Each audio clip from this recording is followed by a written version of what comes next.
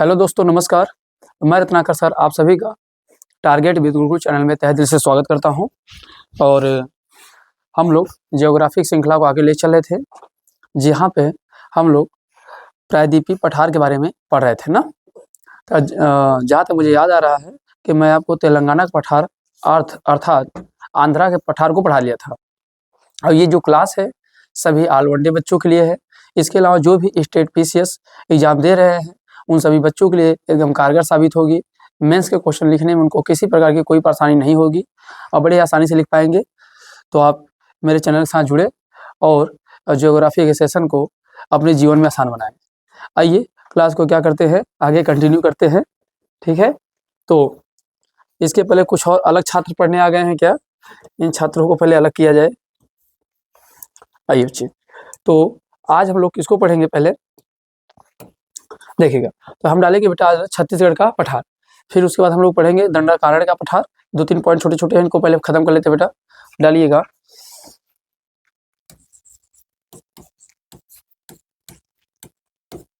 छत्तीसगढ़ का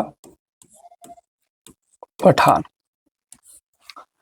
अगर छत्तीसगढ़ के पठार की बात करेंगे बेटा तो सबसे पहली बात होता है, ये ध्यान देना इसमें किस प्रकार की चट्टानें निर्मित होती हैं। तो इसमें बच्चे ध्यान देना ग्रेनाइट और नीस प्रकार की चट्टानों से निर्मित है।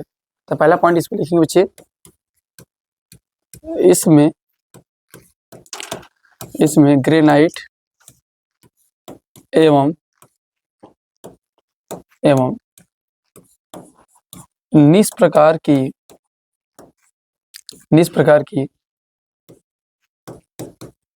चट्टानों से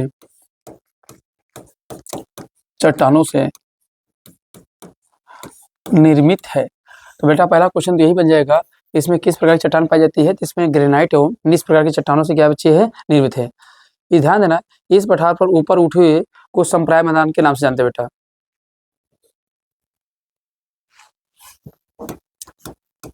इस पठार के ऊपर उठे हुए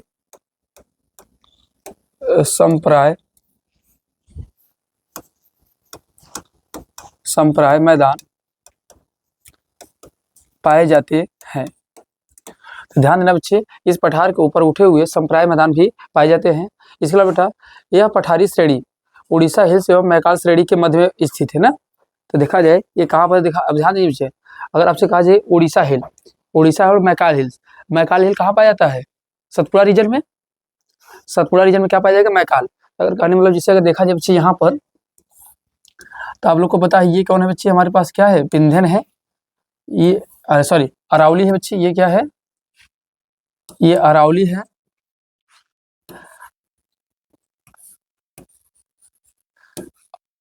बेटा ये हमारे पास कौन सी है? विंध्यन है। और यहाँ पे देखेंगे ये खंडों में छोटे छोटे टूटे हुए हैं, राजपीपली, ग्वालियर, महादेव एंड द मैकाल। कौन है बच्चे? राजपीपली, ग्वालियर, महादेव एंड मैकाल, ये मैकाल है। अब इधर नीचे देखेंगे बेटा, तो नीचे क्या है? ओडिशा की पहाड़ी है। कौन सी है? ओडिशा की पहाड़ी। इधर बच्चे क्या है? ओडिशा की पहाड़ी है और उधर ऊपर क्या है बेटा? मैकाल। अब इन्हीं दोनों के बीच में जो पाया जाता है, यहीं पर जो पाया जा रहा है, इन्हीं को हम लोग क्या कहते हैं? तो आप कह सकते हो बेटा छत्तीसगढ़ का पठार। यही क्या है? छत्तीसगढ़ का पठार। तो ये बच्चे हमारे पास क्या है? छत्तीसगढ़ का पठार है। तो याद रखिएगा, तो आप कह सकते हो बेटा ये भी क्वेश्चन बन जाएगा, यह पठारी श्रेणी उड़ीसा हिल्स एवं मैकाल श्रेणी के मध्य पाया जाता है। यह पठार उड़ीसा हिल्स एवं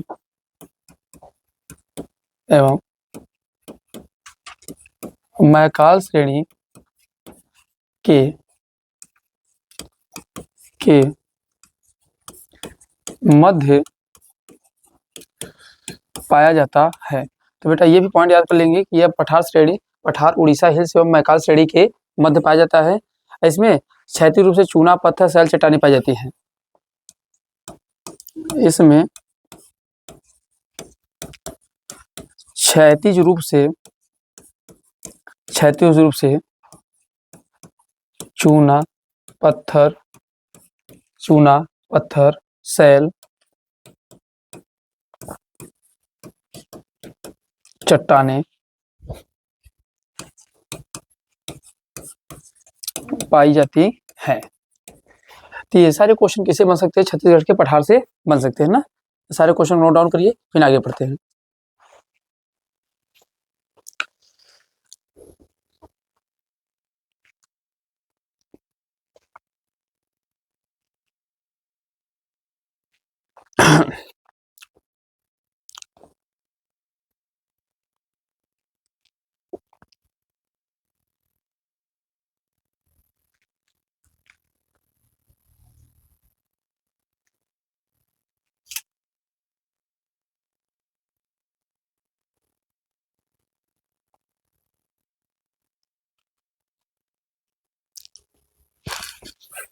हो गया। चलिए अब डालेंगे दंडकारण्य का पठार, अगला डालेंगे दंडकारण्य का पठार। ठीक है, ये सारे क्वेश्चन बनेंगे बच्चे। अब अगला हेडिंग बनाएंगे बेटा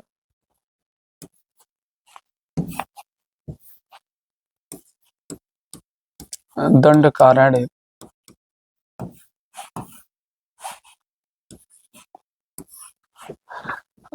का पठार।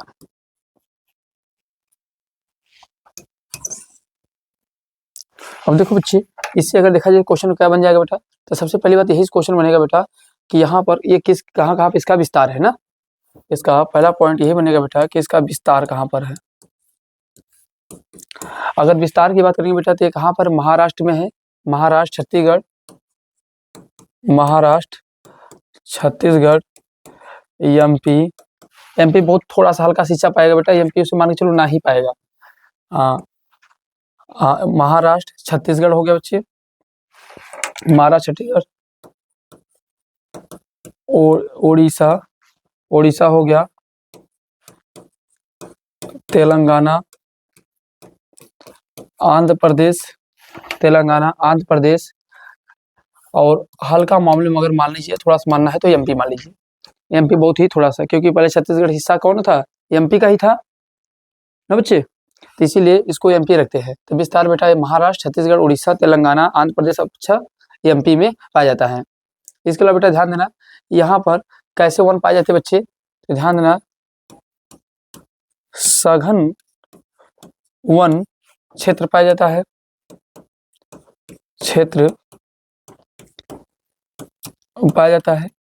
सघन वन क्षेत्र पाया जाता है बेटा। इसके अलावा बच्चे अगर अगला पॉइंट बात करेंगे तो यहीं पर इंद्रावती महानदी द्वारा अपवाहित क्षेत्र भी शामिल है।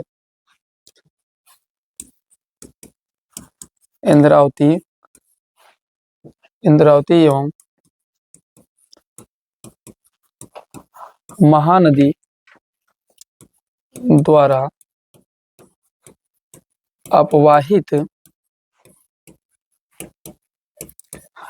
क्षेत्र शामिल है। इसमें बेटा ये भी लिख सकते हैं इंद्रावती और महानदी द्वारा अपवाहित क्षेत्र भी शामिल है। अच्छा, यहाँ बेटा कौन सी जनजाति पाई जाती है? गोंड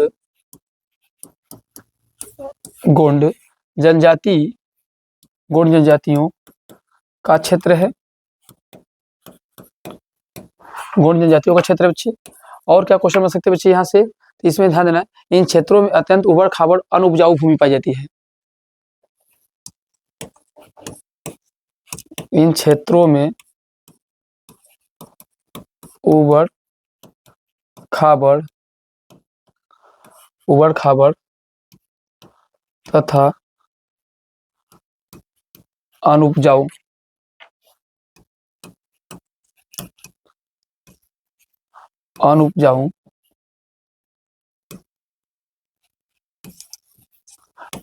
भूमि पाई जाती है, अनुपजाऊ भूमि पाई जाती है बेटा।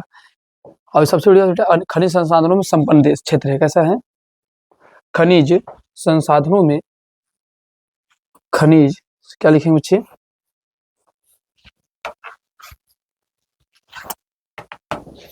लिखेंगे खनिज संसाधनों में, खनिज संसाधनों में संपन्न क्षेत्र है। तो ये सारे पॉइंट बेटा आप लोग को किससे बन जाएंगे? तो ये सारे पॉइंट बन जाएंगे क्या? दंडकारण्य के पठार से। और एक बेटा यहाँ से क्वेश्चन बन जाएगा किससे वाले से? इंद्रावती नदी से बेटा। इंद्रावती नदी से एक क्वेश्चन बना लीजिएगा बेटा। क्या बनेगा आप याद कर लीजिएगा। ये गोदावरी की पहली बात तो सहायक नदी है बच्चे, गोदावरी की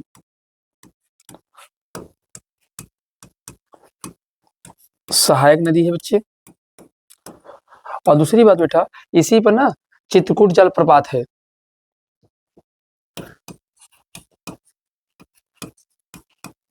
चित्रकूट जलप्रपात है। और जो बच्चे ध्यान देना है, नियाग्रा, जो मिनी नियाग्रा के नाम से इसे जानते हैं बेटा, इसे मिनी नियाग्रा। जो मिनी नियाग्रा कहाँ है? नियाग्रा जलप्रपात कहाँ है बेटा? तो नॉर्थ अमेरिका में। कहाँ पर है?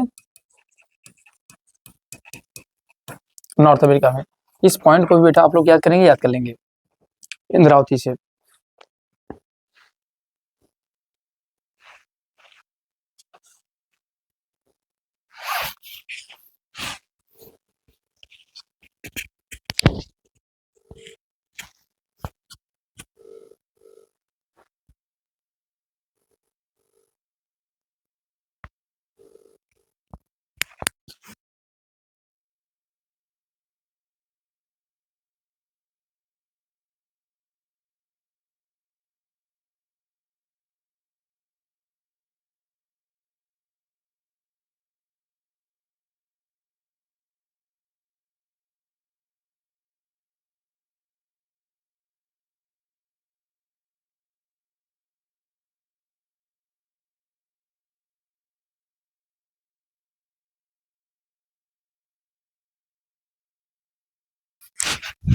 चल बच्चे हो गया, ये सारे क्वेश्चन हो जाएंगे।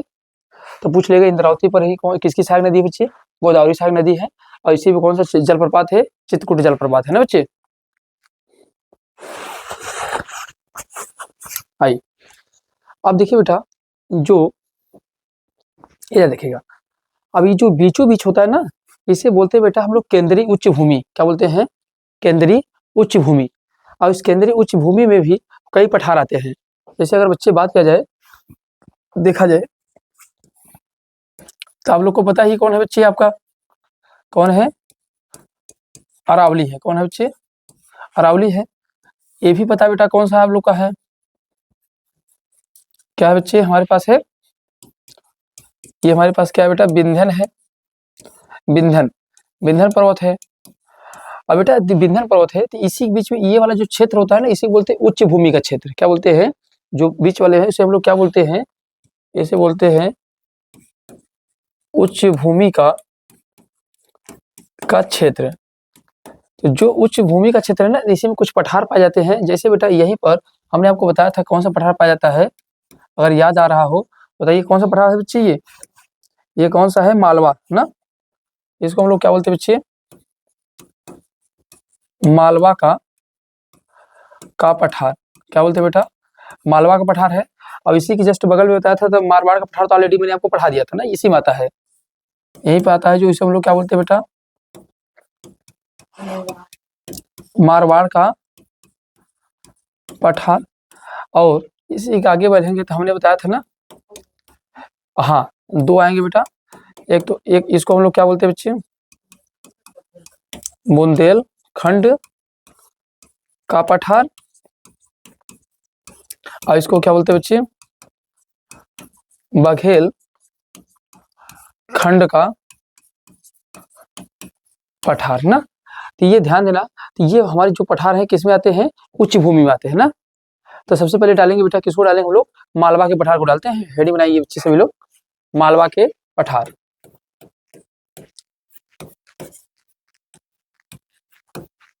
मालवा का पठार।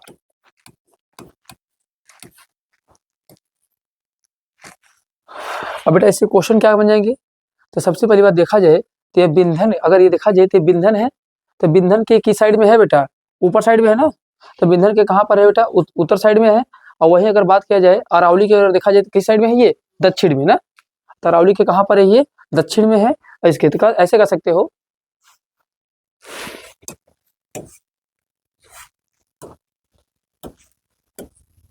इसके बारे में लिखेंगे बेटा,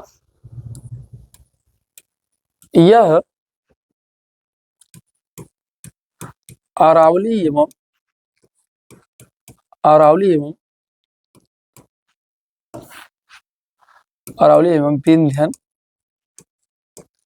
विंध्यन पर्वत के मध्य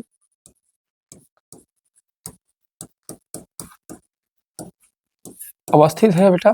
तो पहला क्वेश्चन ये बन जाएगा, तो ये अरावली एवं विंध्य पर्वत के मध्य क्या बेटा है, अवस्थित है।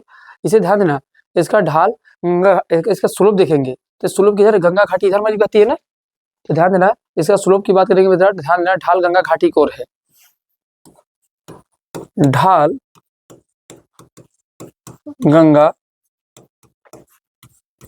घाटी की ओर है। और ढाल की बात करेंगे बेटा तो किसर है, गंगा घाटी की ओर है। और क्वेश्चन क्या बनेंगे, इस पठार पे ध्यान दें उर्मिल मैदान पाए जाते हैं ना। उर्मिल मैदान में बताया था ना बेटा, पूरा ऊपर जाके थोड़ा पूरा सपाट नहीं रहेंगे, कहीं कहीं सपाट, कहीं कहीं कहीं उठे हुए ना। तो ध्यान देना, इसमें ये भी पॉइंट लिखेंगे, इस पठार पर उर्मिल मैदान पाए जाते हैं। इस पठार पर क्या पाए जाते हैं बच्चे, उर्मिल मैदान पाए जाते हैं। इसका निर्माण कैसे हुआ था बेटे, जिस तरीके से दक्कन टाइप का निर्माण हुआ है ना, उसी तरीके से इसका भी क्या हुआ है, निर्माण आपका हुआ है ना। तो ध्यान देना, इसका निर्माण दक्कन पठार के समान हुआ है। तो अगर इसका बेटा निर्माण अगर बात करेंगे तो इसका निर्माण भी दक्कन पठार के समान ही हुआ, इसका निर्माण हुआ है। इस पठार पर ध्यान देना, काली मृदा का संप्राय मैदान पाया जाएगा। इस पठार पर काली मृदा का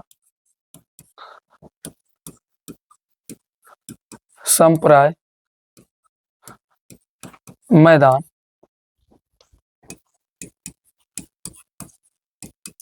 पाया जाता है। तो बच्चे ये भी पॉइंट आपका क्वेश्चन बन जाएगा। तो ये सारे क्वेश्चन याद रखे रहेंगे, किससे याद रखेंगे बेटा, मालवा के पठार से।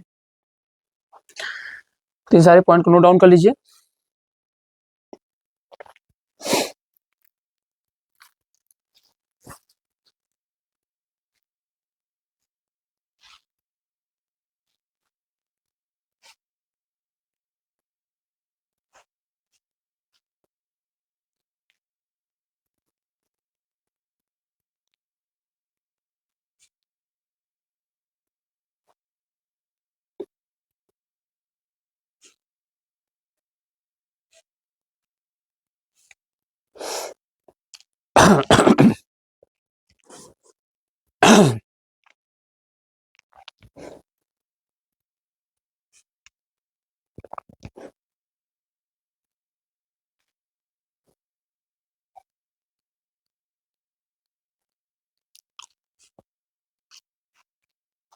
हो गया। इसमें बेटा इस सारी पॉइंट बस याद करना है आपको। अरावली एवं विंध्य पर्वत के मध्य अवस्थित होती है और ढाल गंगा घाटी की ओर होती है। इस पठार पर उर्मिल मैदान पाए जाते हैं। और इस निर्माण दक्कन पठार के समान हुआ, जैसे जैसे ड्रैगन टाइप बना हुआ था, मैंने बताया था आपको कैसे, उद्गारी दरारी उद्भेदन से लावा के मैग्मा है, ऊपर क्या हो गए, जम गए। इसी तरीके से भी बने हैं। इसलिए देखो बेटा, काली मृदा यहाँ भी पाई जाती थी, काली मृदा वहां भी पाई जाती थी। याद करिए, महाराष्ट्र में मैंने आपको पढ़ाया था की काली मृदा पाई जाती है, जिसे स्थानीय तौर पर उसे क्या कहते हैं, रेगुर। और रेगुर किस मिट्टी, किसके लिए, किस कृषि के लिए फेमस है, कपास की खेती के लिए ना, कॉटन के लिए ना।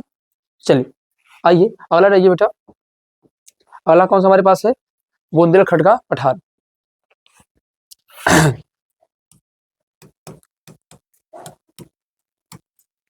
बुंदेलखंड का पठार।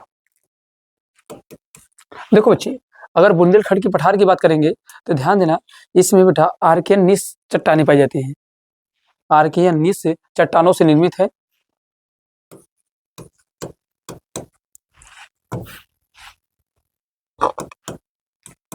आर्कियन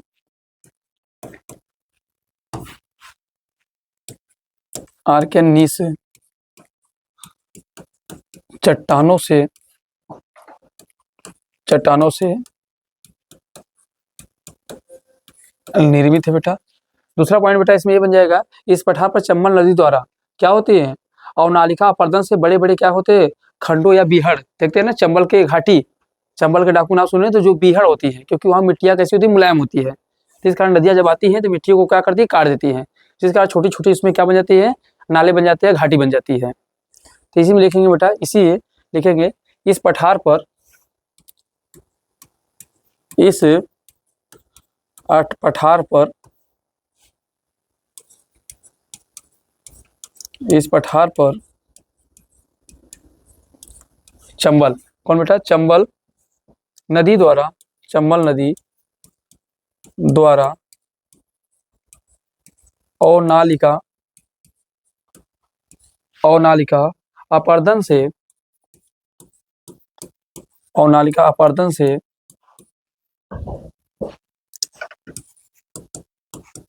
बड़े बड़े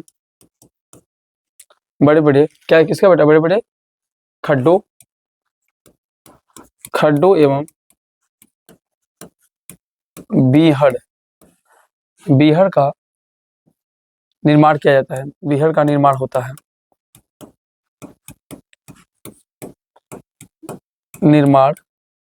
बेटा। तो ये भी पॉइंट याद कर लेंगे, इस पठार पर चंबल नदी द्वारा अवनालिका अपर्दन से बड़े बड़े खंडों एवं बीहड़ का निर्माण होता है।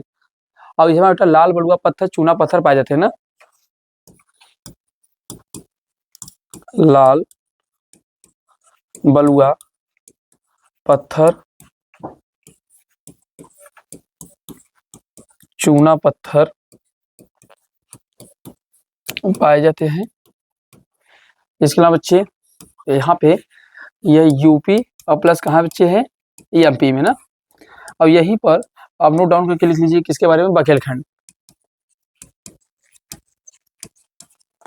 बघेलखंड का पठार। लगभग बेटा इसकी भी विशेषताएं जैसा इसका है एकदम वैसे मिलता है। अब इसका भी विस्तार कहाँ पर है बच्चे, यूपी प्लस कहाँ पर है, प्लस एमपी में है ना। जो बुंदेलखंड की विशेषताएं हैं वही किसकी विशेषताएं हैं, बघेलखंड की है। इसमें बहुत ज्यादा खास नहीं है, तो इसके बारे में इतना पॉइंट आप रख लीजिए, बहुत है।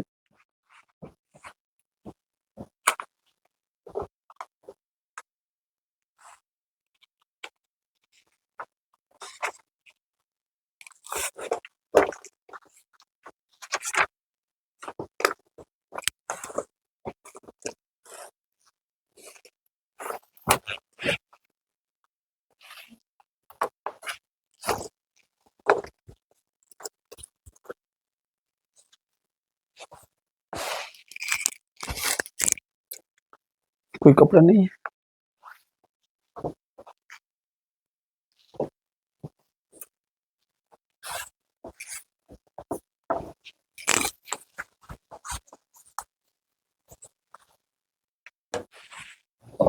लीजिए, धन्यवाद। चलो बच्चे,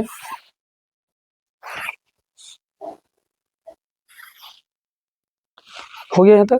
और उच्च भूमि किसको बताया था बेटा, मेवाड़ के पठार को पढ़ाया था कि नहीं पढ़ाया था, एक बार चेक कर लीजिए। नहीं पढ़ाया तो मैं पढ़ा दूं, आगे बढ़ जाऊं फट से।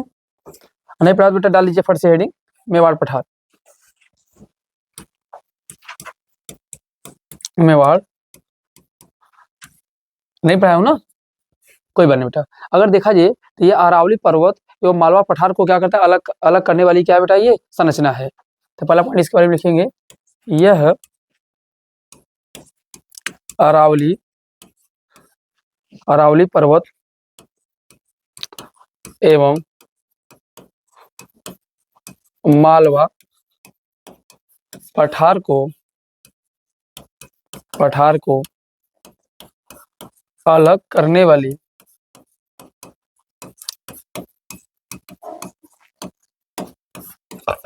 संरचना है बेटा। उसके साथ साथ इसका विस्तार पूछे बेटा, तो विस्तार कहाँ पर है? विस्तार एमपी और बेटा किसको लिख लेंगे? एमपी और राजस्थान।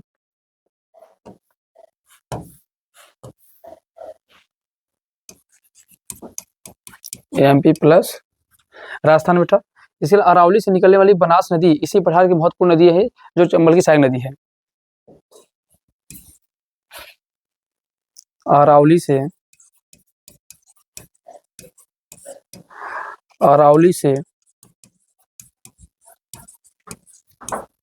निकलने वाली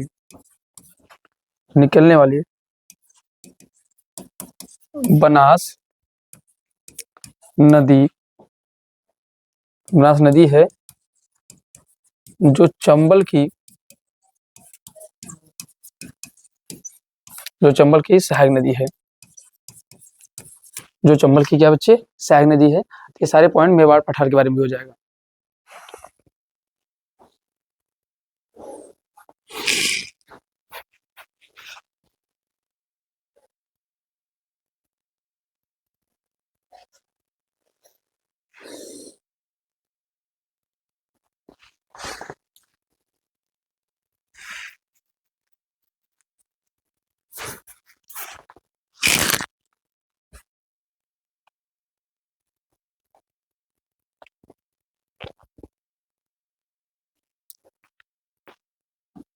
हो गया? चलिए अब डालेंगे आप लोग छोटा नागपुर का पठार। अब इससे क्वेश्चन बहुत सारे बनते हैं, इनके बारे में थोड़ा सा डिटेल जानकारी हम लोग लेंगे। डालेंगे छोटा नागपुर का पठार।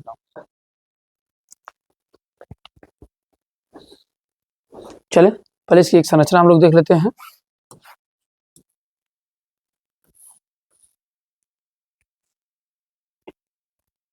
चलो देखो बच्चे, अगर मैं बात करूं छोटे नागपुर पठार की कंडीशन में, तो आप लोग को इतना पता है बच्चे कि ये पठार पर्वत कौन सी है? आप लोग को पता है बच्चे कौन सी है? ये अरावली है। और ये वाली बात करेंगे बेटा, तो ये कौन सी है हमारे पास है? ये हमारे पास है बेटा, इसका नाम है विंध्यन है, राइट। और यहाँ पर अगर बात करेंगे तो इस तरीके से ये कटे पिटे रूप में जो पाई जाएगी, ये कौन है बच्चे? राजपीपली है, ग्वालियर है, महादेव है, और ये बच्चे क्या है? मैकाल है। मैकाल कौन कौन सी नदियाँ निकलती है आप लोग को भी पता है बेटा। और यही जो विंध्यन पर्वत है ना, तो विंध्यन पर्वत का जो ये है बेटा आपका विंध्यन पर्वत है, तो यहाँ से एक पर्वत पाई जाती है बेटा, यहाँ पे मतलब इसी का श्रृंखला है, जिसको बोलते हैं कैमूर श्रेणी। क्या बोलते हैं? कैमूर। तो ऊपर क्या बोलता है बेटा? कैमूर की पहाड़ी मिलती है, कैमूर की पहाड़ी। ये कैमूर की पहाड़ी है बेटा, इधर क्या है? मैकाल श्रेणी है। अब इन्हीं बीच में दो छोटी छोटी पहाड़ियां पाई जाती है, एक सोनपुर की पहाड़ी पाई जाती है, एक रामगढ़ की पहाड़ी यही पाई जाएगी बेटा। इसी पे बीचों बीच में एक पाई जाएगी, जिसका नाम है ऊपर वाले का, क्या नाम है इसका? सोनपुर की पहाड़ी। अब इसी में एक और पाई जाएगी, इसे हम लोग क्या कहते हैं? इसे बोलते हैं रामगढ़ की पहाड़ी। अब इन्हीं सभी क्षेत्रों को लेकर एकदम नीचे वो दोनों वाले एरिया को लेकर इसमें कौन फैला हुआ है बेटा? छोटा नागपुर का पठार। क्या है बेटा? आपका छोटापुर का नागपुर का पठार। तो छोटा नागपुर का पठार जो लेंगे ना, तो मैं इसको आपको किस कलर से दिखा दूं जो दिख जाए आपको?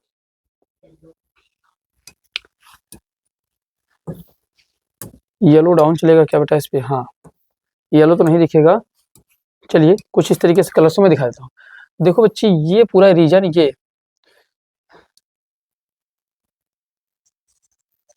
ये पूरा जो दिखाई दे रहा है ये थोड़ा सा आपको पश्चिम बंगाल वाला भी एरिया लेंगे और उसके अलावा कौन सा लेंगे बेटा, झारखंड का एरिया लेंगे और छत्तीसगढ़ का। तो नीचे इन तीनों राज्यों में यही जो है बेटा पूरा ना, इसी को बोलते हैं हम लोग, क्या बोलते हैं बच्चे, इसे बोलते हैं छोटा नागपुर का पठार। क्या बोलते हैं बेटा, छोटा नागपुर का पठार। तो ये छोटा नागपुर का पठार है जो कितने राज्यों में फैला हुआ है, तो 3 राज्यों में फैला हुआ है ना। तो हेडिंग में नहीं बच्चे, पहले आप लोग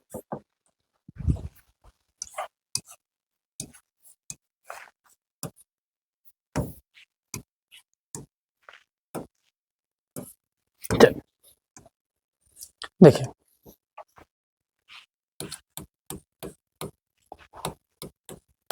छोटा नागपुर का पठार। देखो बच्चे, अगर छोटा नागपुर की बात करेंगे तो झारखंड और प्लस छत्तीसगढ़ सब क्या, पुरुलिया। तो ध्यान देना, ये कहाँ कहाँ इसका विस्तार है बच्चे, एक तो झारखंड में है बच्चे, उसके बाद कहाँ बच्चे, छत्तीसगढ़ में है, और प्लस इसके अलावा कहाँ बच्चे, पुरुलिया। पुरुलिया, और ये पुरुलिया कहाँ बच्चे है, यही है वेस्ट बंगाल में, थोड़ा सा एरिया में पाया जाता है ना। इसके अलावा बच्चे यहाँ पे एक पॉइंट और आप लोग लिख लीजिए, ये भारतीय प्रायद्वीप पठार का उत्तर पूर्वी भाग है। भारतीय प्रायद्वीप पठार का उत्तर पूर्वी भाग है। तो ये भी याद कर लेंगे, भारतीय प्रायद्वीप पठार का उत्तर पूर्वी भाग है बच्चे ये। अब यहाँ से हम बच्चे जरा इसकी संरचना बारे में सोचते हैं। अगर बच्चे मान लीजिए बेटा ये हमारे पास क्या है, यार देखिएगा, ये क्या है बेटा हमारे पास, छोटा नागपुर का पठार।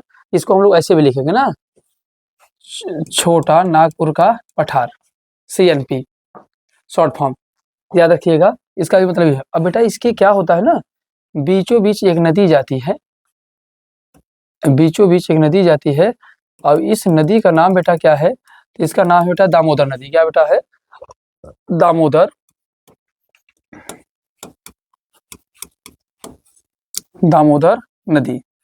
ये बेटा जो दामोदर नदी होता है ना, ये छोटा नागपुर पठार को 2 भागों में बांट देता है। क्या करता है, 2 भागों में, छोटा नागपुर पठार को 2 भागों में बांटता है। तो छोटा नागपुर पठार को क्या करेगा, 2 भागों में बांट देगा। तो जो ऊपर वाला होगा बेटा, ऊपर वाले को हम लोग क्या बोलते हैं, हजारीबाग का पठार। क्या बोलते हैं बेटा, इससे ऊपर वाले भाग को हम लोग क्या बोलते हैं, इसको बोलते हैं हजारी बाग, या इसे बोलते हैं बेटा कोडरमा, कोडरमा का पठार। समझ रहे बच्चे, तो ऊपर वाले हजारीबाग का पठार को या कोडरमा का पठार कहते हैं, और जो निचला वाला भाग होता है ना, इसको हम लोग क्या बोलते हैं बेटा, रांची का पठार। क्या बोलते हैं बच्चे, रांची का पठार, रांची का पठार।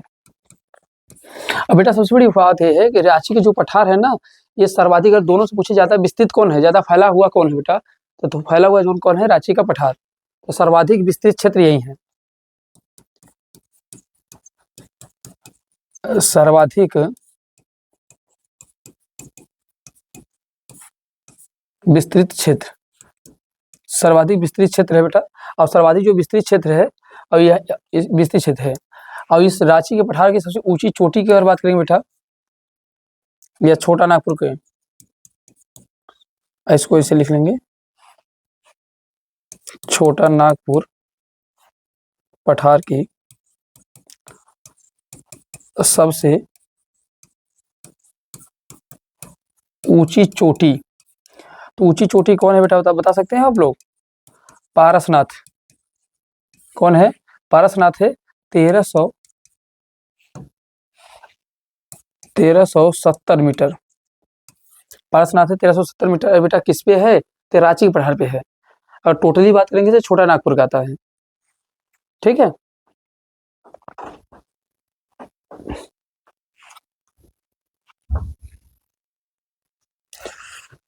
आइए इसके बारे में कुछ की पॉइंट बोलते हैं, आप लोग नोट डाउन करेंगे।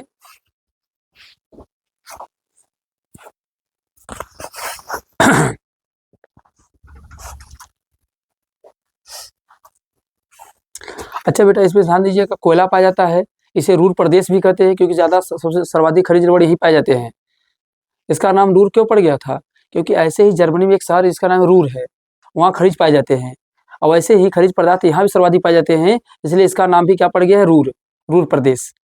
तो भारत का रूर प्रदेश किसे कहते हैं? तो किसको कहते हैं? छोटा नागपुर के पठार को। चलिए तो मैं बोलता हूँ उनकी विशेषताओं के बारे में जरा लिखेंगे आप लोग, बोले भैया। पहले लिखेंगे मुख्यतः मुख्यतः मुख्यतः इसमें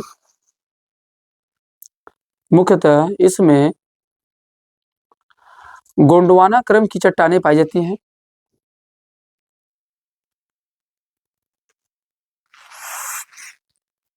मुख्यतः इसमें गोंडवाना क्रम की चट्टानें पाई जाती हैं।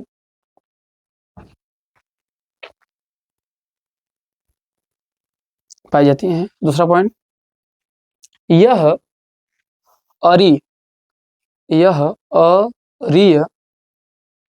अरीय अपवाह प्रतिरूप का क्षेत्र है। यह अरीय अपवाह प्रतिरूप का क्षेत्र है, अर्थात नदियां उच्च भूमि क्षेत्र से विभिन्न दिशा में निकल रही हैं। विभिन्न दिशा में निकल रही है। अगला पॉइंट,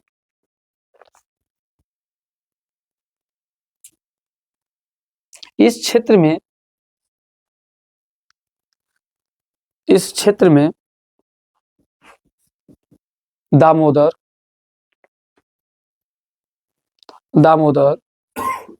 बराकर, कोनार, उत्तरी एवं दक्षिणी कोयल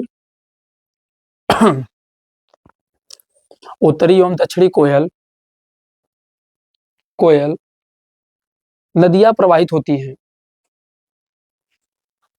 उत्तरी एवं दक्षिणी कोयल नदियां प्रवाहित होती हैं।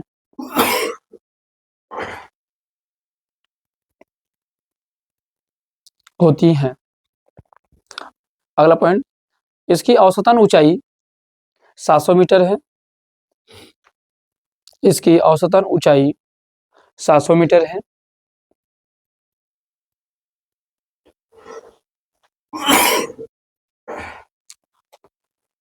यह क्षेत्र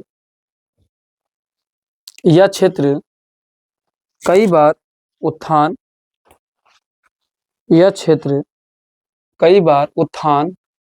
वलन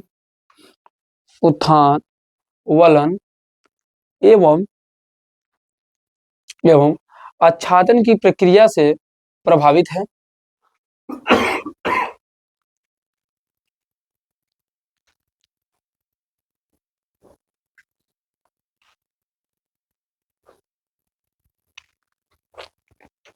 अगला पॉइंट,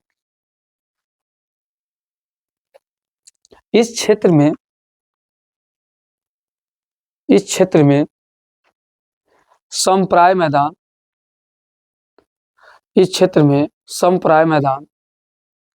एवं अवशिष्ट टीले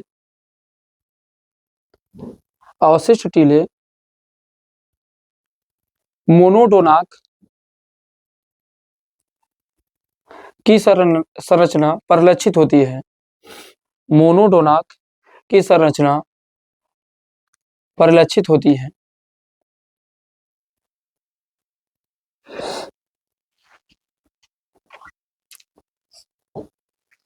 संरक्षित है। यह पठार, अगला पॉइंट, यह पठार खनिज संसाधन, यह पठार खनिज संसाधन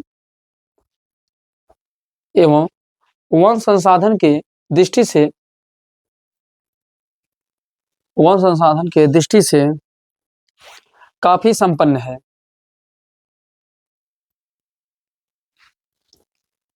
काफी संपन्न है। अगला पॉइंट बेटा, इसे भारत का रूर प्रदेश कहा जाता है। रूर प्रदेश कहा जाता है बेटा, जहाँ पे खनिज लवण मिनरल्स ज्यादा मिलते हैं उन्हें हम लोग रूर प्रदेश के नाम से जानते हैं ना। अब ये रूर शहर कहाँ था बेटा? रूर कहाँ पर है? ये जर्मनी में है। तो वहां भी खनिज लवण मिलता था, इसलिए उसी के नाम से पड़ गया है ये रूर प्रदेश। ठीक है,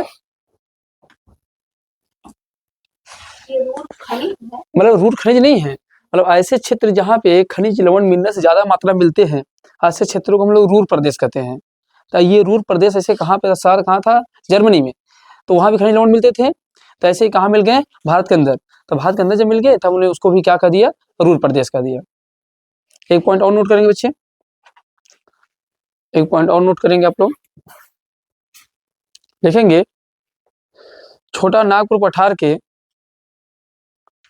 छोटा नागपुर के पठार के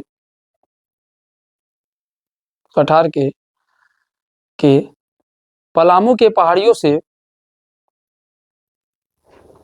पलामू के पहाड़ियों से, पलामू के पहाड़ियों से हुगली नदी एवं, हुगली नदी एवं, हुगली नदी एवं रूपनारायण नदी प्रवाहित होती है।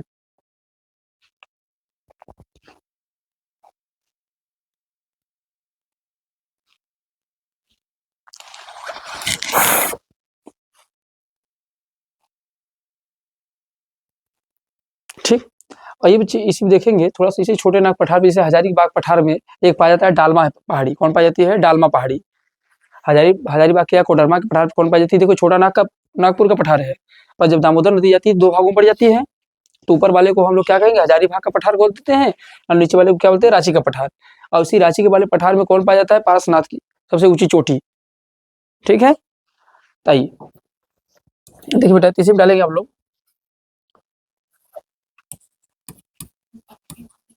डालमा की पहाड़ी। बेटा अगर डालमा की पहाड़ी की बात करेंगे बच्चे, तो इससे क्वेश्चन बन जाएगा। पहली बात तो यह हजारीबाग के पठार पे स्थित है, यह हजारीबाग के पठार पर स्थित है बच्चे। अगला पॉइंट बेटा, हजारीबाग के पठार पे स्थित है। और दूसरा क्वेश्चन इससे बन जाएगा बेटा, क्या बन जाएगा? झारखंड में। कहाँ बेटा है? ये कहाँ पर है? और झारखंड में। और सबसे बड़ी बात है बेटा, ये भारत के मुख्य भूमि का, भारत के मुख्य का एकमात्र ऐसा क्षेत्र है जहां पर ज्वालामुखी क्रिया का प्रभाव मिलता है। मतलब एक ऐसा जहां सेंट्रल में आपको ज्वालामुखी की प्रतिक्रिया मिलती है। भारत के मुख्य का एकमात्र ऐसा क्षेत्र, भारत के मुख्य का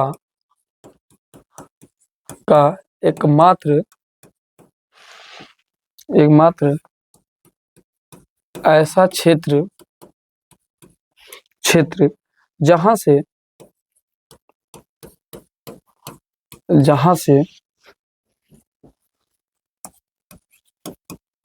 ज्वालामुखी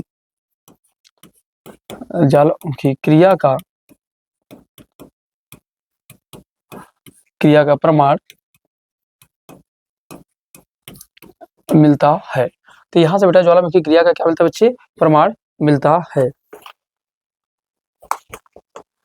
अब यही पर बेटा एक और है जिसका नाम है राजमहल की पहाड़ी ना, कौन सी है? एक तो ये हो गया, दूसरा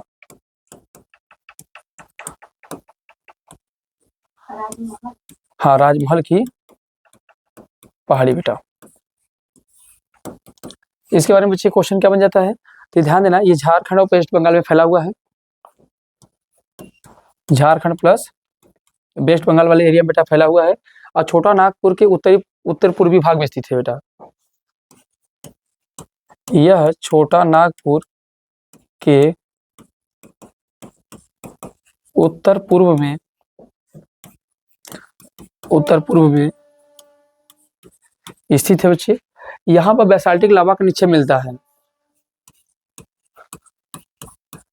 यहाँ पर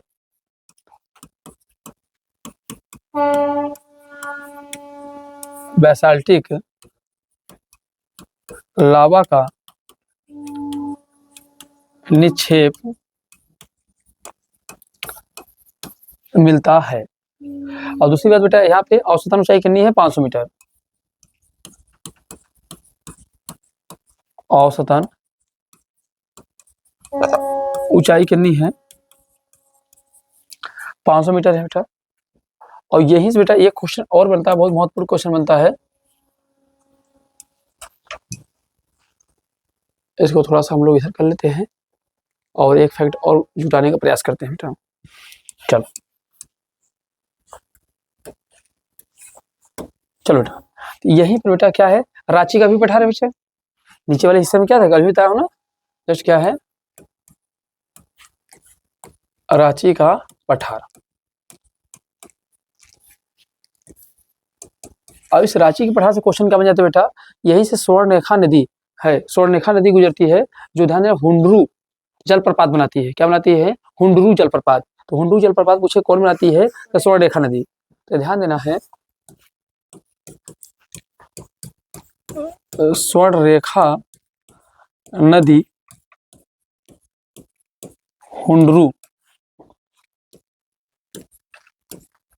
जलप्रपात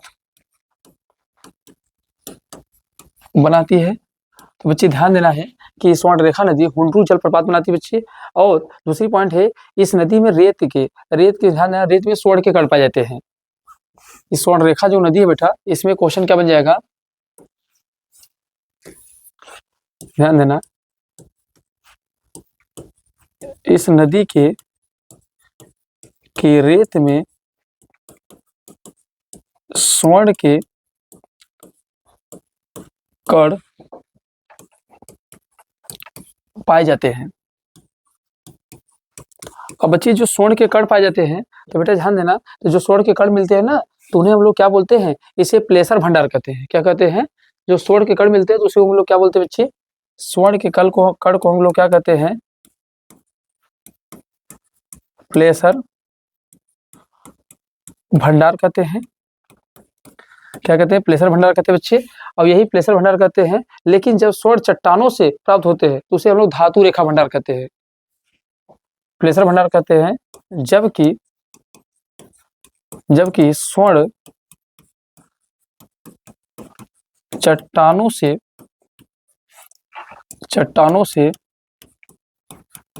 प्राप्त होते हैं तो इन्हें क्या कहते हैं बेटा, तो इन्हें हम लोग कहते हैं धातु रेखा भंडार कहते हैं। तो इन्हें धातु रेखा भंडार कहते हैं बच्चे।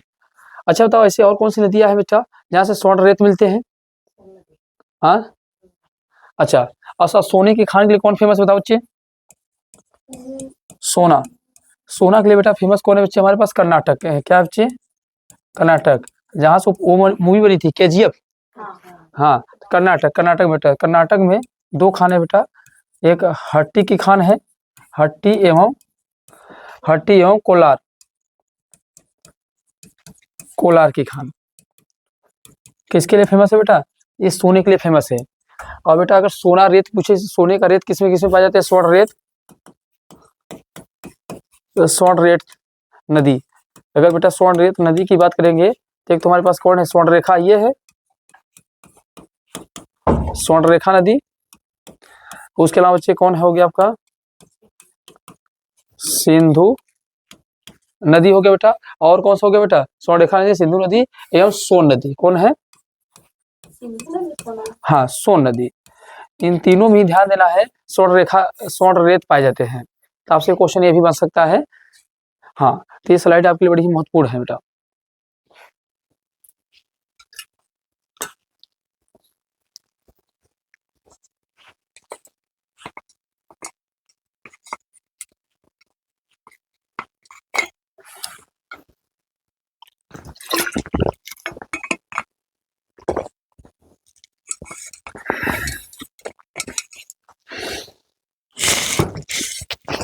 ये तो यार पूरा पानी ही गिर गया। चलो कोई नहीं। कौन इसमें से नहाया नहीं था जी आज?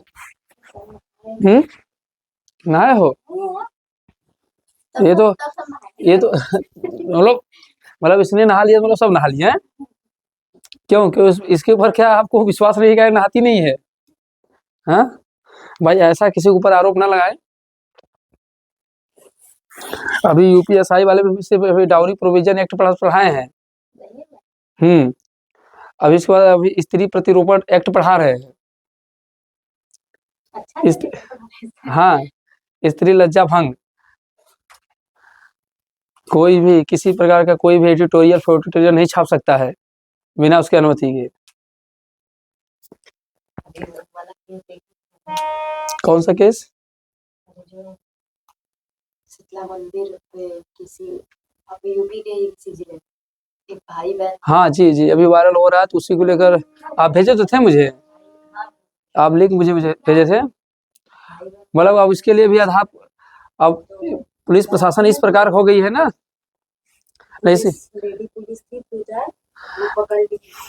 नहीं कुल मिला के इसमें मुद्दा ये है कि अब पुलिस इतना ज्यादा मतलब कि तहकीकात कर रही है अन्य प्रकार के। ऐसे देखो, इसमें दो तर्कों को साथ में लेके चलना है। पर हाँ, अब इसका मतलब ये तो नहीं है ना, रिलेशन को दर्शाने के लिए अब हम लोग कोई आईडी कार्ड लेके चले। आपका जो रूल है उस रूल को फॉलो करिए। हाँ, अगर उसने हेलमेट नहीं लगाया हुआ है, अगर वो ड्राइविंग लाइसेंस नहीं रखा हुआ है, तो आप उस पर लीगल एक्शन ले सकते हैं। पर बट आप ये क्रिटिसिज्म नहीं कर सकते हैं वो भाई बहन है कि कौन है, क्योंकि अधिकार सबको है। अब उसको अपनी ही सगी बहन बैठाया हुआ है, पर उसे प्रूफ देना पड़ रहा है कि मेरी ये सगी बहन है कि नहीं है। प्रूफ देने के बाद भी अगर घर वालों से बात करा के उसके बाद भी कह रहे हैं कि किसी बड़े को लेकर के ऐसे साथ में ये। चलिए, ये दुनिया है, कुछ भी सोच सकती है, और शायद कुछ ऐसे एक्सीडेंट हुए भी होंगे जिसमें इतना ज्यादा वो एक्टिव है।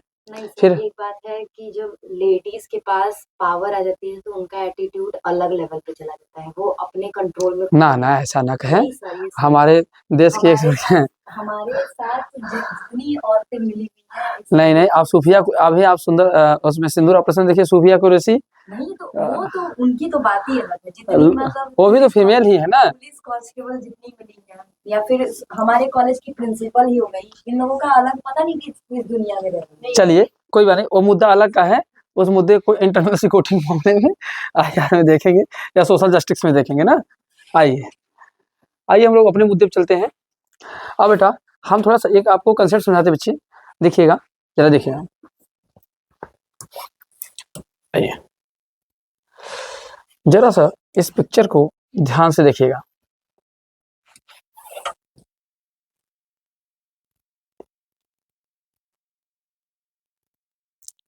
थोड़ी सी आपको बातों को समझा पाऊँ बेटा।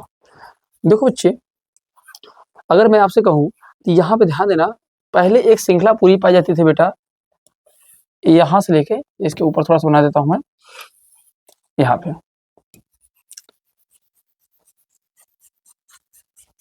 ये श्रृंखला। तो ये श्रृंखला जो पाई जाती थी बेटा, इसे हम लोग क्या बोलते थे, इसे राजमहल की पहाड़ी नाम से जानते थे बेटा। इसे क्या जानते थे, राजमहल की पहाड़ी। क्या पाया, इसे हम लोग जानते, इस साइड में जो है इसे हम लोग बोलते थे ये राजमहल की पहाड़ी। अब इस तरफ जो छोटी छोटी पहाड़ियां होती थी उसे बोलते थे गारो खासी जयंतिया की पहाड़ी। क्या बोलते थे बच्चे, गारो खासी जयंतिया की पहाड़ी। गारो खासी जयंतिया की पहाड़ी पहाड़ी बच्चे। पर हुआ क्या कि यहाँ से कुछ नदी आ रही थी बेटा, जैसे इधर से नदी आ रही थी, इस नदी से अवसादे आ रहे थे बेटा। ये नदी कौन सी बच्चे हैं? गंगा नदी है। क्या बच्चे हैं? गंगा नदी है। और इधर से एक नदी आ रही थी, इसका नाम बच्चे क्या है? ब्रह्मपुत्र नदी है। क्या है? ब्रह्मपुत्र नदी। तो बच्चे इधर ब्रह्मपुत्र नदी थी, इधर गंगा नदी थी। इस कारण से यहाँ पे जो राजमहल की पूरी एक श्रृंखला पाई जाती थी, जिसे हम लोग मेघालय पठार के नाम से जानते हैं, ये पूरी पहले एक थी, पर बट लगातार नदियां आई और नदियों का आने के कारण ये वाला एरिया जो है बच्चे, ये एरिया क्या हो गया? कट गया बेटा। ये एरिया बच्चे क्या हो गया? नदियों के आने से ये एरिया कट गया, और कट के यहाँ पर क्या हुआ?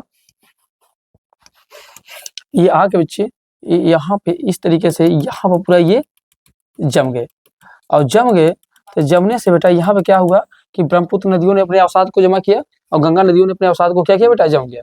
तो यहाँ क्या हो गया? अधोभ्रंशन की क्रिया हुई। क्या हुई बच्चे? अधोभ्रंशन, अधोभ्रंशन की क्रिया। तो ध्यान दें बेटा, अधोभ्रंशन की क्रिया के मध्य क्रिया से मध्य भाग नीचे की ओर धंस गया। क्या हो गया बेटा? धंस गया। और जब ये मध्य भाग नीचे की तरफ बेटा इन्हें धंस गया ना, ये अधोभ्रंशन क्रिया हुई, अधोभ्रंशन क्रिया से नीचे धंस गया, और जब नीचे धंस गया बेटा तो इन्हीं को हम लोग ध्यान देना क्या कहा? राजमहल गारो गैप। क्या कहा बेटा इसको? हम लोग इसी का नाम दिया राजमहल गारो गैप, या बेटा इसी को हम लोग बोलते हैं, क्या बोलते हैं बच्चे? मालदा गैप। क्या बोलते हैं बेटा? मालदा गैप। अब यही मालदा गैप कैसा हो गया बेटा? मैदानी क्षेत्र हो गया। कैसा है ये? मैदानी क्षेत्र। ये मैदानी क्षेत्र हो गया। अब इसी मैदानी क्षेत्र पे कौन सा देश बस गया बेटा? बांग्लादेश। समझ रहे हैं ना? जैसे हम लोग पूर्वी पाकिस्तान करते थे, और वो वास्तव में क्या हो गया? बांग्लादेश हो गया। ठीक है नहीं? ये बात समझ पाए नहीं समझ पाए? तो बच्चे ध्यान देना है। तो इस तरीके से इस तरफ को राजमहल की पहाड़ी हो गई, इस तरफ क्या होगी? गारो खासियों की क्या होगी बच्चे? जयंतिया हो गई ना। तो वास्तव में अगर कहा जाए गारो खासी जयंतिया बेटा, अगर मैं आपसे बताऊं, ये भी छोटी छोटी और पहाड़ियां हैं, ये भी क्या बेटा? गारो खासी जयंतिया जो है ना, अगर आपसे ध्यान से समझेंगे, यहीं पर आपको मिकिर मिलेगा। क्या मिलेगा बच्चे? मिकिर। मिकिर मिलेगा। और उसके बाद बेटा मिलेगा कार्बी आंगलांग के पठार। ये सभी किसके हैं? ये ध्यान देना है, ये सभी प्रायद्वीपीय पठार भारत के हिस्सा हैं। ये सभी किसके हैं? प्रायद्वीपीय। गारो खासी जयंतिया जो है किसके हिस्सा है? प्रायद्वीपीय पठार के हिस्से हैं। हाँ, जैसे मेघालय पठार या शिलांग पठार भी कहते हैं।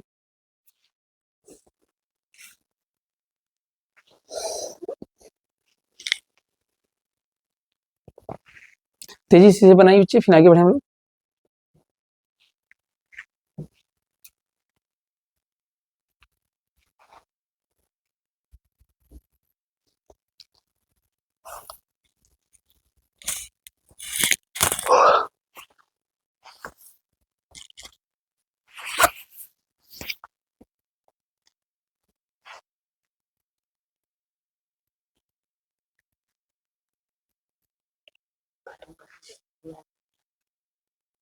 जी, पर पहले प्लेटो खत्म करते हैं और फिर उसके बाद नए चैप्टर की तरफ मूव करते हैं।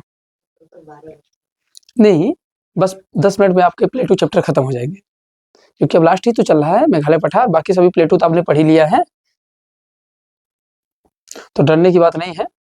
ये काठियावाड़ हैं?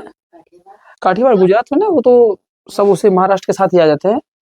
अब इतनी छोटी छोटी को पढ़ने लगेगी तो बहुत ज्यादा डाटा कलेक्शन हो जाएगा। बस ये जानते रहिए कि कौन प्लेटो कहाँ पर है। ऐसे तो फिर लद्दाख का वही पठार है। वो तो पढ़े। अच्छी बात।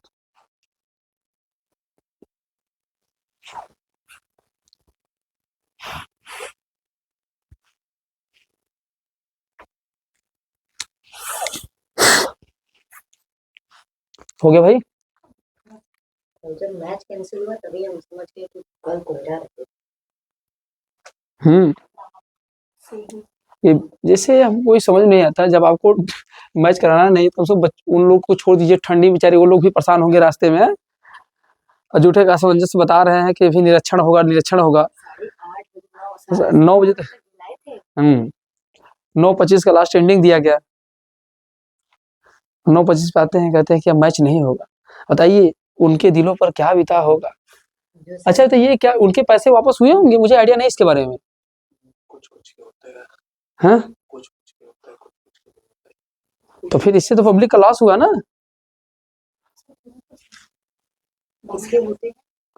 पब्लिक के तो लॉस होंगे ना, जो टिकट लेते होंगे। शायद आईपीएल का मैच है जो आपके जिला के एकदम करीब होने वाला है, वाराणसी में।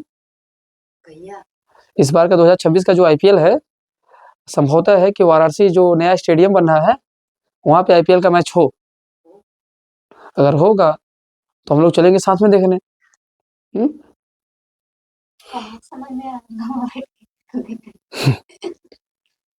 अब जरूरी तो है नहीं ना कि हर बातें समझ में ही आ जाए। अब पढ़ाई में ही देख लीजिए, पढ़ने का प्रयास आप लोग बहुत करते हैं, जद्दोजहद बहुत करते हैं, और मेहनत भी बहुत करते हैं, पर क्या करेंगे, इसमें आपकी गलती थोड़ी है। नहीं, आप लोग की मेहनत में किसी प्रकार की कमी नहीं है। मुझे विश्वास है कि आप लोग डेली 1-2 मेंस की राइटिंग तो लिख ही रहे होंगे बिना बताए, क्योंकि बच्चे सारा गेम मेंस का ही तो है। यहाँ पे प्री निकालना, मैं बता रहा हूँ कि 3 महीना पेपर रहेगा, मैं एकदम आपको वही चीज पढ़ा दूंगा, प्री आपका निकल जाएगा। पर इम्पोर्टेंट मुद्दा है, प्री निकाल के करेंगे ही क्या जब आप मेंस नहीं लिख पाएंगे। और मैंने आपको समझाया है, अगर आपने मेंस अच्छा स्कोर कर लिया तो फिर इंटरव्यू में अगर आपके 25 क्वेश्चन पूछे जा रहे हैं, 20 क्वेश्चन पूछे जा रहे हैं, और 20 क्वेश्चन क्यों, नो सर करते हुए चले जाइए, फिर भी आपको कोई ना कोई पोस्ट मिल ही जाएगा, क्योंकि 125 से नीचे आपको इंटरव्यू में मिलेगा ही नहीं।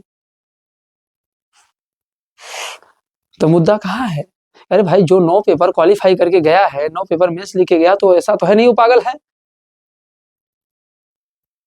इसीलिए मेंस के पीछे ज्यादा परेशान हुई, क्योंकि लोग कहते पहले प्री की तैयारी करो फिर मेंस करो। ना, मेंस पहले तैयारी करो, प्री तो ऑटोमेटिक उसमें आए हुए एग्जाम्पल के माध्यम से हो जाते हैं। अब भाई प्री में आएगा क्या, मालदा गैप कहाँ है, और मालदा गैप बना कैसे, ये तो आपको समझाना है। अधोभ्रंशन की क्रिया हुई, गंगा नदी, ब्रह्मपुत्र नदी।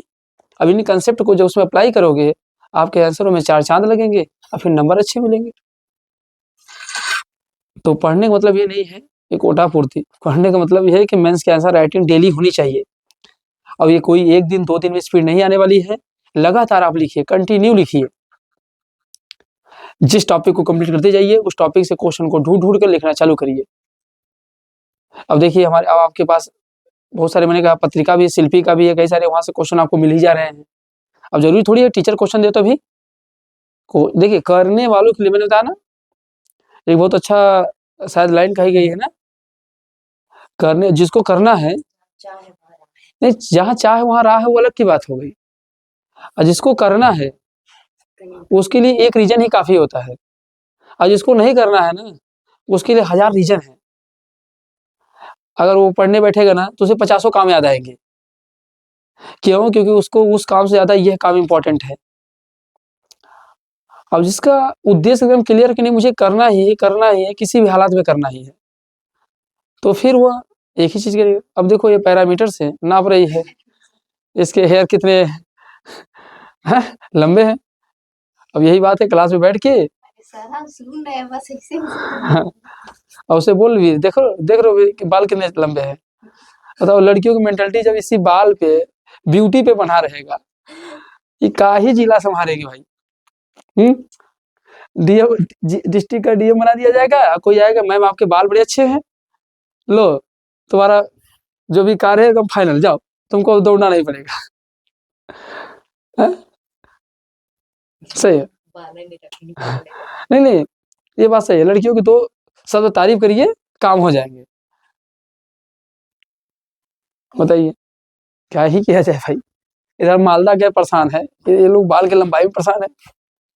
टेंशन ना लो, अगला जो मानव है, जिसको बोलते हैं, क्या बोलते हैं, हीमोफ्यूचरिस, उसमें आने वाले समय में मानव की हाइट क्या हो जाएगी, छोटी छोटे हो जाएंगे, बात बाल खत्म हो जाएंगे, कर्णपल्लोपेशिया खत्म हो जाएगी, ये खत्म हो जाएंगे, बाल खत्म हो जाएंगे, सिर बड़ा हो जाएगा, गुंबदाकार हो जाएगा, सोचने समझने की शक्ति एकदम अपार होगी।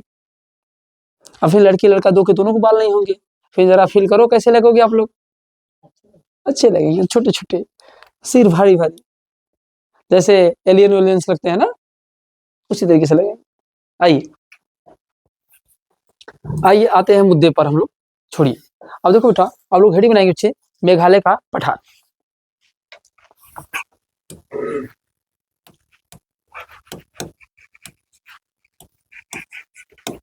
मेघालय का पठार। देखो बच्चे, अगर मेघालय के पठार की बात करेंगे बच्चे, तो आप समझते हो यहाँ पर जो है बेटा,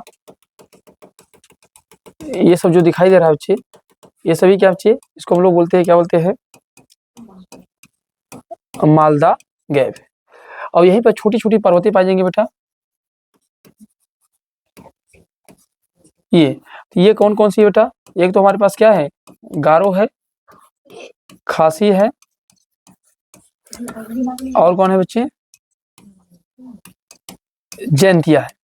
और यही पे छोटा सा बेटा और पाए जाएंगे, यही पाए जाएंगे कार्बी आंगलांग।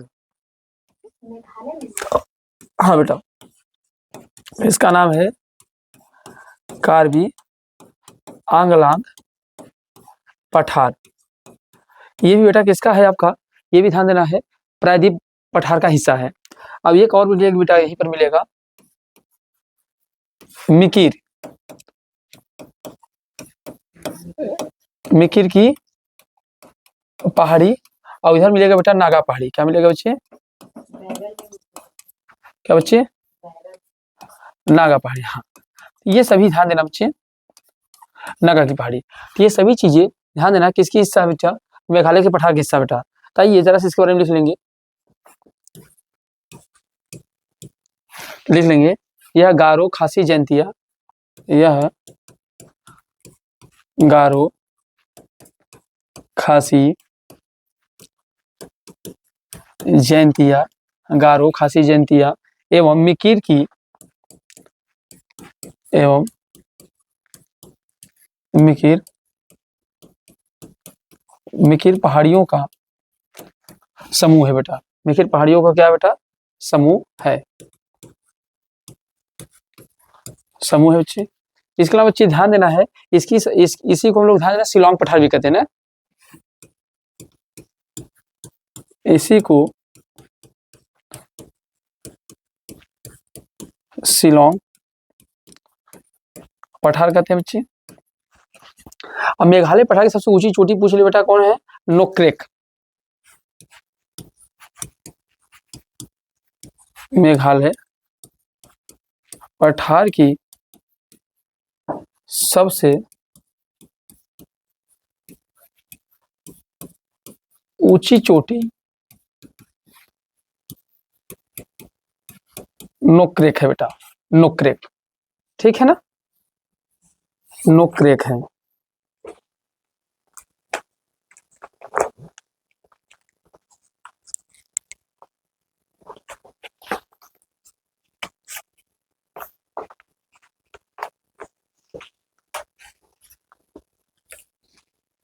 नोक्रेक है। अब यहाँ सबसे बढ़िया कंसेप्ट बेटा क्या है, ये खांसी की पहाड़ी क्या है, मानसीराम पाया जाता है ना बच्चे, ध्यान देना है, यही भी क्या बेटा, खांसी की पहाड़ी। अब बेटा जो खांसी की पहाड़ी पाई जाती है, इसकी वजह से सबसे बड़ा यही भी क्या है, मानसीराम है। क्या बेटा है, मानसीराम है। और मानसीराम में बेटा क्या होता है, विश्व की सर्वाधिक वर्षा यहीं पर होती है। इसके बारे में खास बात क्या है बेटा, विश्व की सर्वाधिक वर्षा, सर्वाधिक वर्षा होती है। अब बेटा विश्व की सर्वाधिक वर्षा होती है तो कितना होती है यहाँ पर वर्षा, लगभग 1100 सेंटीमीटर वर्षा होती है बेटा। यहाँ पे कितना होती है, 1100 सेंटीमीटर। और ये विश्व का आर्द्रता स्थल है बेटा, विश्व का आर्द्रता स्थल है। अब आपके मन में आएगा बेटा कि यहाँ पे जो वर्षा हो रही है तो इसके पीछे कारण क्या है ना? तो ध्यान दीजिएगा, खासी पहाड़ी है, मानसीराम है, विश्व की सर्वाधिक वर्षा होती है। अब मेघालय की राजधानी क्या है बेटा? शिलांग। और शिलांग किस पे है? गारो खासी जयंतिया किस पे है?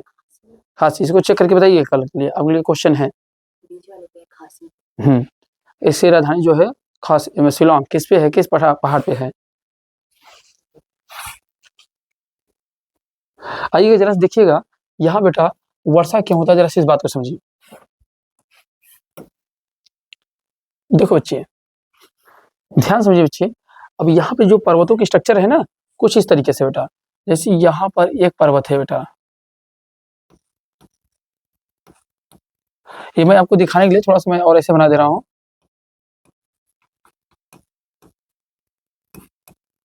इस तरीके से ये वाला जो ऊपर वाला है बेटा, इसको हम लोग क्या बोलते हैं?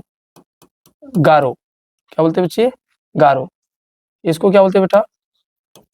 खासी। और इसको क्या बोलते हैं बेटा? जयंतिया। खासी। तो किस पे है? शिलांग की राजधानी बेटा है खासी पे। अब बच्चे ध्यान से, सबसे बड़ी बात यह होती है कि जब भारत में मानसून है बच्चे, ये जब मानसून आता है तो यहाँ से कुछ पॉइंट आपके लिए इंपॉर्टेंट होगा बेटा। क्या होगा कि जैसे जब मानसून आते हैं बेटा ना, ये मान लो मानसून आ रहे हैं बेटा, ये मानसून आते हैं बच्चे। जब ये मानसून आते हैं तो हमने कहा ये मानसून क्या होते हैं? 2 खंडों में बढ़ जाते हैं बेटा। हाँ, तो जेट स्ट्रीम कारण जब मानसून बढ़ जाते हैं तो ये बेटा जब इधर से आते हैं तो ये देखो बे ऑफ बंगाल होके जाते हैं। और जब ये बे ऑफ बंगाल होके जाते हैं तो बंगाल के खाड़ी से नमी आर्द्रता को क्या करते हैं? ग्रहण कर लेते हैं। क्या करते हैं बेटा? तो पहली बात, ये सबसे बड़ी बात होती है कि यहाँ पॉइंट नंबर 1, वर्षा अधिक क्यों होता है? अगर आपसे मैं क्वेश्चन पूछूं कि वर्षा अधिक क्यों?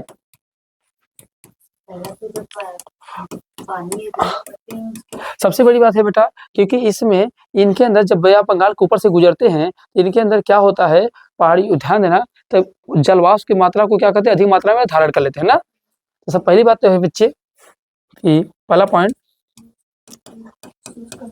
बंगाल की खाड़ी से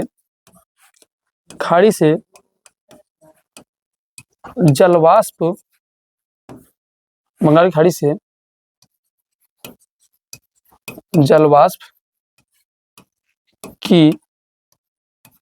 जलवाष्प की मात्रा को क्या करते हैं बेटा? ग्रहण करते हैं। पॉइंट नंबर 2 सबसे इंपॉर्टेंट बेटा, जब बताओ इस एरिया में पहुंचता है तो ये पूरा बांग्लादेश ही नहीं है, ये बच्चे क्या है? अब बांग्लादेश में क्या पाया जाता है, आप लोग बताओ बेटा? तो बांग्लादेश में पाया जाता है मालदा गैप, अर्थात कैसा बेटा? मैदानी एरिया, मैदानी क्षेत्र पाया जाता है बेटा। अब बताओ जब ये मैदानी क्षेत्र पाया जाएगा तो जो मानसून होगा इसको जाने से कोई रोकेगा क्या? नहीं रोकेगा। तो मानसून क्या होंगे बेटा? ये मानसून जाकर उसके अंदर क्या होते हैं? इंटर हो जाते हैं। कहाँ पे? गारो खासी जयंतिया के अंदर। तो सबसे बड़ी बात है, दूसरी पॉइंट है बेटा, बांग्लादेश का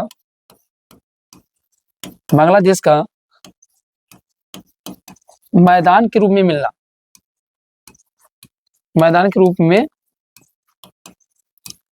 मिलना, तो यहाँ क्या होगा? बांग्लादेश किस रूप में मिलता है बच्चे? मैदान के रूप में मिल जाता है। और तीसरी बात होती है बेटा, ये तीनों पर्वतें जो होती हैं, गारो खासी जयंतिया होती हैं, ये देखो इसे तीनों तरफ से क्या होती है? मानसून को घेर लेती हैं। क्योंकि देखो इधर से भी ये कवरेज किया हुआ, यहाँ से कवरेज किया, यहाँ से भी है, तो मानसून अंदर तो गई, बाहर निकल नहीं पाई। तो तीसरी बात ये होती है बेटा, ये पहाड़ी तीनों तरफ से, ये पहाड़ियाँ तीनों तरफ से क्या होती हैं? घेरे होती है मानसून को ना। कर सकते हो, तीनों पहाड़ियाँ मानसून को तीन तरफ से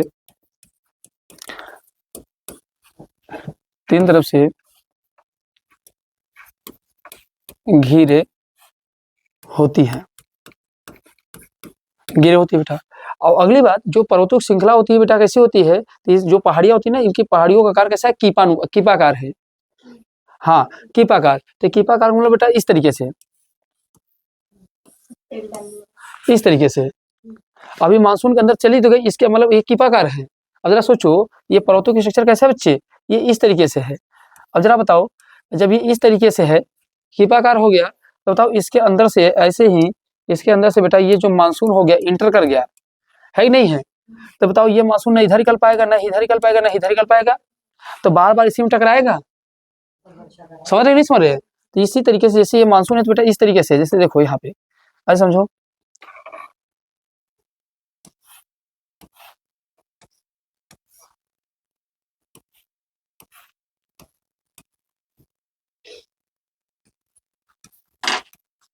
इस तरीके से।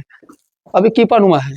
अब जब ये अंदर चले गए, मानसून अंदर इंटर चला गया, अब अंदर चला गया तो बाहर निकल नहीं पाते हैं, तो बार बार इन्हीं क्षेत्रों में क्या होते हैं, टकराते रहते हैं, और टकरा कर क्या करते हैं, भरपूर मात्रा में वर्षा कराते रहते हैं। दूसरी बात ये ध्यान देना है, दोनों मानसून के पानी पाते हैं। अब इधर से भी जाते हैं, अब आप लोग को मालूम है कि यही मानसून जब इधर जाता है, इधर जाता है, ये भी वाला तो इधर आता है। नहीं नहीं नहीं, अरब सागर की शाखा से भी मानसून पाता है ये, और प्लस ये जो दक्षिण पश्चिमी मानसून है उससे भी बारिश पाता है। तो समझ रहे हो नहीं समझ रहे हो? तो दोनों से ये बारिश पाता है, तो इसके बेटा कारण लिखना चाहेंगे तो लिख सकते हैं ना। तो पहली बात, तीनों पहाड़ियां मानसून के तीनों तरफ से क्या होती है बेटा, घेरी होती है, और पहाड़ियों के आकार कैसा होता है, कीपानुमा ना। और क्या लिखेंगे बच्चे, पहाड़ियों का आकार कीपानुमा होता है बेटा। तो पहाड़ियों का आकार कैसा होता है बेटा, कीपानुमा। दूसरी बात बेटा यहाँ पे लिख सकते हो ना, यहाँ पे इसमें दक्षिण पश्चिमी मानसून था एवं उत्तर पश्चिमी मानसून दोनों से ही वर्षा होती है ना। इसमें दक्षिण पश्चिम मानसून एवं उत्तर पश्चिम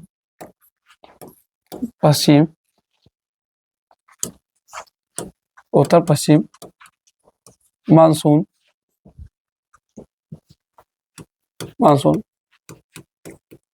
दोनों से वर्षा प्राप्त होती है। दोनों से वर्षा क्या होती है बच्चे, प्राप्त होती है ना, इस कारण यहाँ पे। और शिलांग को हम लोग ध्यान दें, पूर्व को क्या कहते हैं बेटा, स्कॉटलैंड भी कहते हैं। एक नोट करके लिख सकते हैं यहीं पर,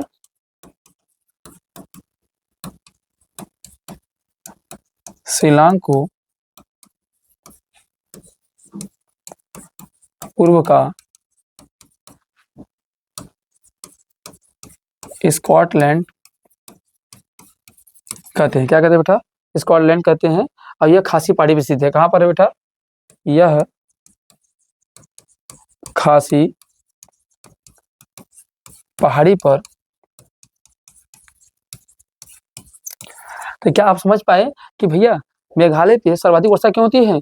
और ये बेटा यहाँ दो स्थान आते हैं बेटा, या तो मानसीराम आएगा या तो चेरापूंजी। चेरापूंजी भी कहाँ पर है, यहीं पर है ना, चेरापूंजी। तो अगर ऑप्शन में आपको मानसीराम नहीं मिला तब किसको बताएंगे बेटा आप लोग, चेरापूंजी बताएंगे। ठीक है, तो क्या सारे पॉइंट क्लियर हैं, कोई दिक्कत नहीं? तो हमने क्या किया बच्चे, जितने भी प्लेटू थे बेटा उनको क्या किया हमने, दो पार्ट में क्या कर दिया बेटा, पूरा पढ़ लिया ना। सभी प्लेटुओं को हमने क्या किया, एक एक करके सभी प्लेटुओं को पढ़ लिया बेटा। तो दो क्लास में, हाँ, तो आपका दो क्लास में प्लेटू चैप्टर क्या हो गया बेटा, कंप्लीट हो गया। इसके पहले अगले पार्ट में ये क्या है, सेकंड पार्ट, जिसमें हम लोग ने दोनों चीजें कंप्लीट कर लिया। अगर देखेंगे तो ये प्रायद्वीपीय भारत का शायद चौथा या पांचवा क्लास जाएगा, चौथा शायद होगा, शायद चौथा क्लास होगा। और 4 क्लास में हमने क्या किया, प्रायद्वीप भारत में जो भी माउंटेन पाए जाते थे, जो प्लेटू पाए जाते थे, उन दोनों के बारे में जानकारी क्या किया बेटा, अध्ययन कर लिया। अब अगला हमारा जो क्लास होगा इसमें हम लोग पढ़ेंगे, क्या पढ़ेंगे, कोस्टल प्लेन के बारे में पढ़ेंगे, तटीय मैदान के बारे में पढ़ेंगे। देखो कोस्टल लाइन हमने पढ़ा था, कहाँ पढ़ा था, जब भारत का सामान्य परिचय पढ़ रहे थे। अब किसके बारे में पढ़ेंगे, तटीय मैदान के बारे में पढ़ेंगे। और फिर अगला जो क्लास होगा, एक क्लास हम लोग तटीय मैदान कंप्लीट करेंगे, और सेकंड क्लास में जो हमारा रहेगा उसमें क्या पढ़ेंगे हम लोग, आइसलैंड के बारे में पढ़ेंगे, आइलैंड पढ़ेंगे। अब ये दो यूनिट जब कंप्लीट कर लेंगे तब हम लोग किस पे चलेंगे, सॉइल पे चलेंगे। उसके बाद फिर आपके मानसून पे चलेंगे, भारतीय मानसून पे चलेंगे, हाँ, परिवहन चलेंगे तो एक-एक करके चलेंगे। अगर एक-एक क्लास इधर लेंगे तो हमारा कंप्लीट हो जाएगा, ठीक है? तो चलिए फिर मिलते हैं अगले क्लास में, तब तक के लिए सभी को जय हिंद, जय भारत, पढ़ते रहिए, मस्त रहिए।